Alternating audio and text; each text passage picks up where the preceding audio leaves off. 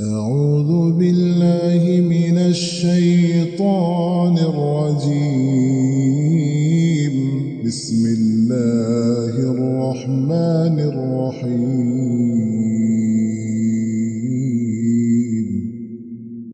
अस्सलामुअलैकुम वरहमतुल्लाहि वबरकातुहू। Welcome back to JM mentor 2.0 YouTube channel. तो आज से हम लोग एडोबी ऑडिशन का कंप्लीट कोर्स सीखने वाले हैं, जिसमें आप लोग हर एक चीज़ सीखेंगे जिसकी आप लोगों को बेहद ज़रूरत थी। तो टाइम को बगैर ज़ाया किए हम लोग अपनी पहली क्लास की तरफ चलते हैं। तो आप लोगों ने अपना एडोबी ऑडिशन को ओपन कर लेना है। तो आप लोग जैसे ही अपना एडोबी ऑडिशन को ओपन करते हैं तो आप लोगों के पास कुछ ऐसा इंटरफेस शो होना स्टार्ट हो जाता है। तो कुछ इससे डिफरेंट भी हो सकता है, जो कि आप वर्क स्पेस में जाकर आगे जाकर सीखेंगे कि आप लोग किस तरह से इसे अपने लिए बना सकते हैं। तो हम लोग सबसे पहले इसका ऊपर वाली जो मेन्यू बार है उसे समझ लेते हैं। जो हमारी फाइल वाला ऑप्शन है, इसके अंदर हमारे पास ऑप्शन आ जाते हैं फाइल, न्यू फाइल को क्रिएट करने का, किसी भी फाइल को ओपन करने का, या फिर जो लास्ट वाले हमारे प्रोजेक्ट्स हैं उन्हें ओपन करने का, या फिर किसी फाइल को इंपोर्ट करने का, या फिर एक्सपोर्ट करने का, या फिर किसी प्रोजेक्ट को आप लोग सेव कर सकते हैं, या फिर आप यहाँ पर एग्जिट पर क्लिक करके एडोब एडिशन को बंद कर सकते हैं। नहीं तो आपके पास यहाँ पर भी ऑप्शन और आ रहा होता है क्रॉस का, आप उसके ऊपर क्लिक करें तो आपका एडोब एडिशन बंद हो जाता है। उसके बाद जो हमारे पास सेकंड चीज़ आती है वो हमारे पास आता है एडिट की मेन्यू। तो एडिट की मेन्यू में आपके पास अंडू, रीडू वगैरह की कमांड्स आ जाती हैं। अंडू आपका यूज़ होता है कि जो आपने लास्ट फंक्शन इस्तेमाल किया है उसे ख़त्म करने के लिए, और रीडू होता है कि जो आपने अभी ख़त्म कर लिया है आप उसे दोबारा से करना चाहते हैं, आप वहाँ पर रीडू को इस्तेमाल कर सकते हैं।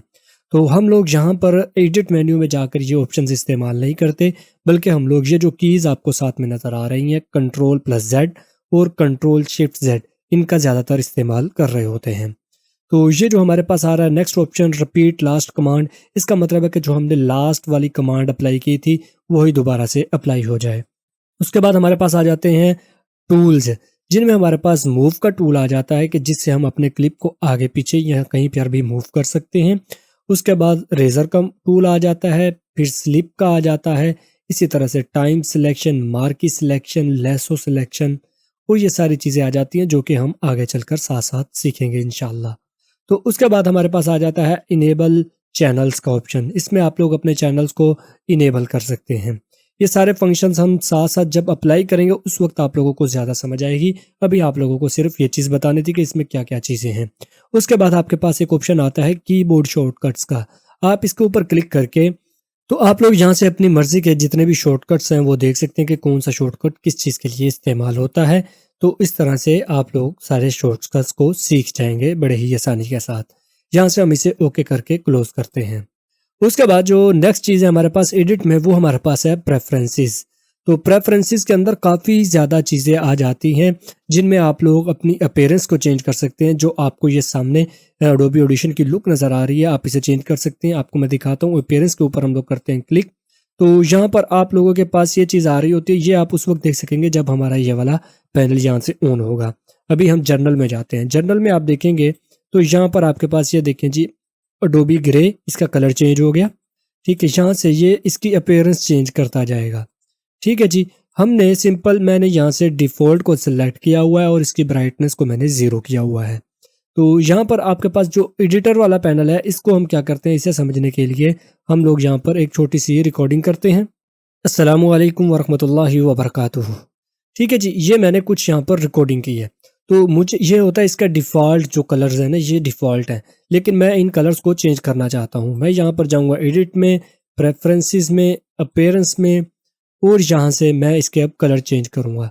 कलर्स को आप लोग कैसे चेंज कर सकते हैं, आपके सामने यहाँ पर ग्रीनिश कलर का आ रहा है एक कलर, तो हम इसे यहाँ पर, ये ग्रीनिश वाला कलर है, इसके ऊपर क्लिक करेंगे। अब आप जौन सा कलर चाहते हैं आप वो कलर यहाँ पर ऐड कर सकते हैं। तो मैं यहाँ पर येलो कलर को ऐड करने वाला हूँ। अच्छा, उसके बाद हमारे पास आ जाता है जी वेव फॉर्म बैकग्राउंड। तो बैकग्राउंड में हमारे पास यहाँ पर ब्लैक कलर आपको नज़र आ रहा है। अगर आप चाहें तो यहाँ पर कोई और कलर भी लेके आ सकते हैं इस तरह से, लेकिन जो ज़्यादा अच्छा लग रहा है मुझे वो ब्लैक कलर लग रहा है। और दूसरी बात यह है कि ब्लैक कलर होगा तो आपकी आइज़ के ऊपर ज़्यादा इफेक्ट नहीं करेगा। उसके बाद यहाँ पर ऑप्शन आ रहा है जी वेव फॉर्म सिलेक्शन। जब आप अपने कोई सिलेक्शन बनाएंगे इस ऑडियो के ऊपर तो उसका कलर क्या आना चाहिए। तो ओबीसी बात है, हम उसे वाइट ही रखेंगे। उसके बाद जो प्ले हेड है हमारा, प्ले हेड कहते हैं जो ये हमारा कर्सर यहाँ पर ये जो मूव कर रहा होता है, इसे हम प्ले हेड कहते हैं। अगर हम इसका कलर यहाँ से चेंज करना चाहें तो हम कर सकते हैं। जैसे ये अब वाइट हो गया, यहाँ से अब येलो हो गया, तो हम यहाँ पर इसे रेड ही रखते हैं। उसके बाद यहाँ पर ये दूसरे भी चीज़ें हैं, आप इन्हें अपने हिसाब से एडजस्ट कर सकते हैं। अभी फ़िलहाल के लिए इतना काफ़ी है, इसे मैं यहाँ से कर देता हूँ ओके। तो एडिट पैनल में काफ़ी ज़्यादा चीज़ें आ जाती हैं, प्रेफरेंसेस में भी काफ़ी ज़्यादा चीज़ें हैं। इसमें जो दूसरी चीज़ आपके लोगों के लिए अभी फ़िलहाल समझने वाली है वो है जी ऑडियो हार्डवेयर की। ऑडियो हार्डवेयर के ऊपर हम लोग करते हैं क्लिक। जैसे हम ऑडियो हार्डवेयर के ऊपर क्लिक करते हैं तो यहाँ से आप लोग अपना जो माइक है वो सिलेक्ट कर सकते हैं। मेरा जो माइक इस वक्त चल रहा है वो सिस्टम डिफ़ॉल्ट पे चल रहा है, अभी इसके साथ सिर्फ एक ही माइक कनेक्टेड है। अगर आपके एक से ज़्यादा कनेक्टेड होंगे तो आपके पास यहाँ पर लिस्ट आ जाएगी, आप जो सा चाहें वो यूज़ कर सकते हैं। उसके बाद यहाँ पर आप लोग स्पीकर या फिर जो आपने हैंड फ्री वगैरह लगाई है वो यूज़ कर सकते हैं। तो मैंने अपनी हैंड फ्री को चूज़ किया हुआ है। उसके बाद जो हमारे पास ऑप्शन आ रहा होता है लेटेंसी का। लेटेंसी कहते हैं कि जब हम अपने ईयरफोन्स या हेडफोन्स लगाकर सुन रहे होते हैं रियल टाइम में आवाज़, तो उसके साथ हमारी लेटेंसी कितनी ज़्यादा या कम हो वो हम यहाँ से कंट्रोल कर सकते हैं। तो इसमें लास्ट जो है वो 30 मिली सेकेंड्स की उसने दी हुई है, तो आप यही कर सकते हैं कि इसमें कम से कम रखें। तो मैंने यहाँ पर 30 को सिलेक्ट किया हुआ है। उसके अलावा आप अगर यहाँ पर जाएंगे डिवाइस क्लास में तो यहाँ पर आपके पास दो ऑप्शन और आ जाते हैं। ये जो आपके पास ASIO है, इसके अंदर आपके पास आ जाते हैं आपके जो ड्राइवर आपने इंस्टॉल किए होते हैं वो होते हैं, जिससे आपकी आवाज़ में लेटेंसी कम होती है। तो अभी फ़िलहाल के लिए मैं वो यूज़ नहीं कर रहा कि उससे मेरी जो रिकॉर्डिंग है उसके अंदर कोई मसला ना आए, तो अभी मैं फ़िलहाल इसे कर देता हूँ ओके यहाँ से। उसके बाद जो नेक्स्ट चीज़ हमारे पास आती है वो हमारे पास आती है मल्टी ट्रैक की। मल्टी ट्रैक होता है कि जो हम नात वगैरह की रिकॉर्डिंग के अंदर या फिर कोई मिक्सिंग कर रहे हो उसके अंदर हम ये चीज़ यूज़ करते हैं मल्टी ट्रैक्स को, तो वो हम आगे जाकर इंशाल्लाह समझेंगे लाजमी।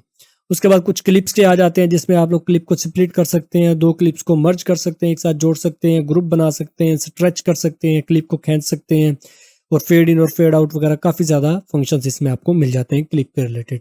उसके बाद जो नेक्स्ट चीज़ है वो मोस्ट इम्पोर्टेंट चीज़ है, जिसके लिए आप लोगों के लिए मैं काफ़ी ज़्यादा क्लासेस लेके आऊँगा, क्योंकि इसके अंदर जितने भी ये इफ़ेक्ट आपको नज़र आ रहे हैं ये सब के सब हम लोग यूज़ करना सीखेंगे कि कौन सा इफ़ेक्ट किस चीज़ के लिए यूज़ होता है और उसका क्या काम है। तो अगर आप लोग ये जो इफ़ेक्ट वाला पैनल है ये कम्प्लीटली समझ जाते हैं तो आप सिर्फ तिलावत कुरान पाक की एडिटिंग ही नहीं बल्कि नात की एडिटिंग या किसी भी तरह की एडिटिंग, ब्रॉडकास्ट वगैरह सब तरह की आप लोग इसमें एडिटिंग बड़े ही आसानी के साथ कर सकते हैं। तो यहाँ पर आपके पास काफ़ी ज़्यादा फंक्शंस आ जाते हैं जी। एम्पलीट्यूड एंड कंप्रेशन के रिलेटेड है, डिले एंड इको है, डायग्नोस्टिक है।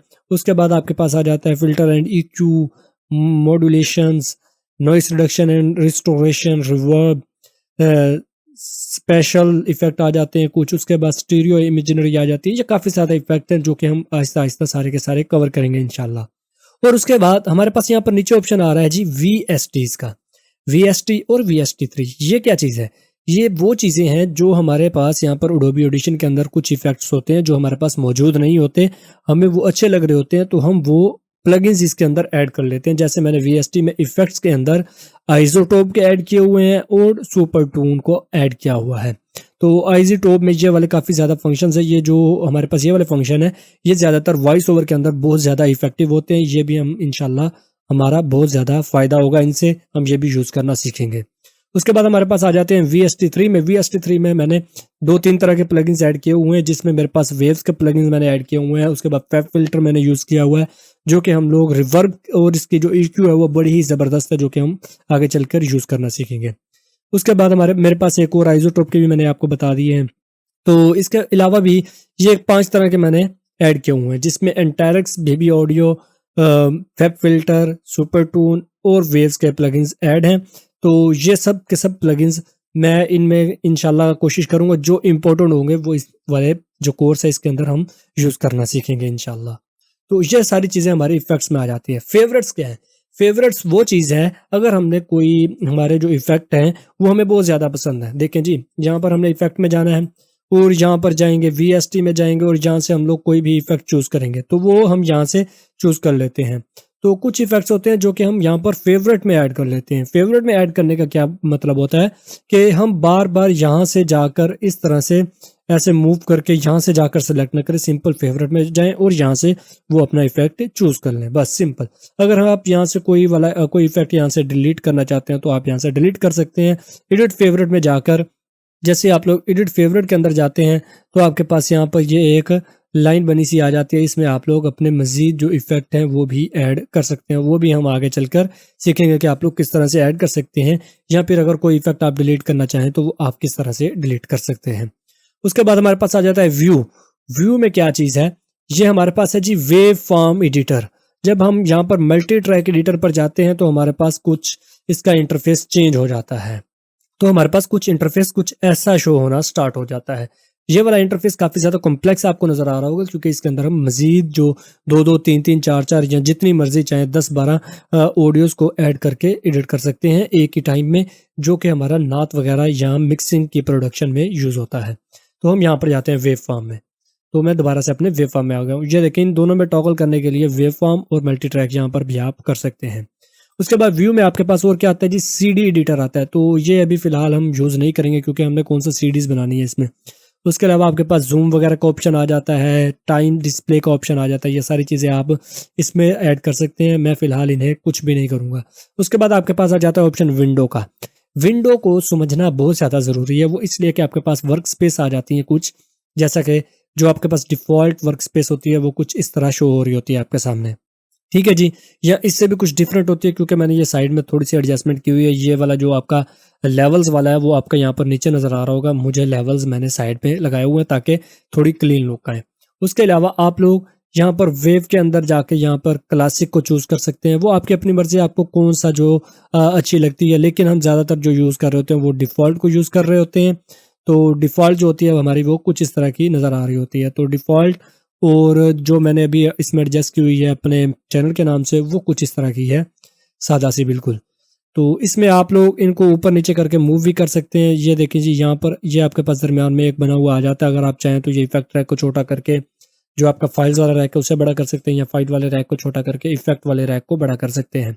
तो मैं यहाँ पर इफेक्ट वाले रैक को कंप्लीट कर देता हूँ। यहाँ पर 16 जो इफेक्ट्स हैं वो हमारे शो हो रहे हैं।